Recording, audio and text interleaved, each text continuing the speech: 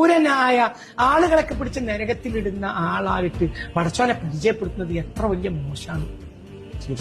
നരകല്ലേ? അപ്പൊ നരകമുണ്ട്. നരകം കൊടുക്കാതിരിക്കാനാണ് അള്ളാഹുവിന്റെ കയ്യിൽ വഴി. ഇവൻ ഗഫൂറാണ്. സ്വർഗം കൊടുക്കാതിരിക്കാൻ അള്ളാഹിന്റെ വഴിയില്ല.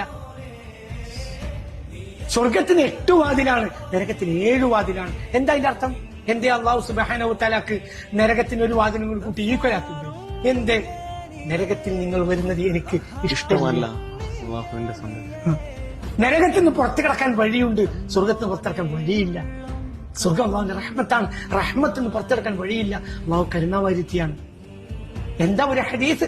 ഇന്നല്ലാഹ യബ്സുതു യദഹു ബില്ലൈൽ ലിയതുബ മുസിഅൻ നഹാർ. പകലിൽ കുറ്റം ചെയ്യുന്നവർക്ക് പുറത്തു കൊടുക്കാൻ വേണ്ടി രാത്രി കൈനീട്ടി നിൽക്കുന്നവനാണ്. വയബ്സുതു യദഹു ബിന്നഹാരി ലിയതുബ മുസിഅൽ ലൈൽ. രാത്രിയിൽ തെറ്റ് ചെയ്തവർക്ക് പുറത്തു കൊടുക്കാൻ വേണ്ടി പകലിൽ കൈനീട്ടി നിൽക്കുന്നവനാണ്. എത്ര കാലം?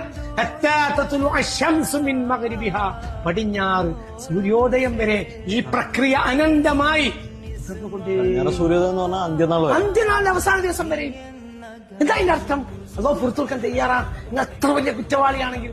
സഹീഹുൽ ബുഖാരി തുടങ്ങുമ്പോൾ കാണുന്ന ഒരു ഹദീസാണ്, 100 ആളെ കൊന്നവനും അല്ലാഹു പുറത്തു കൊടുത്തു.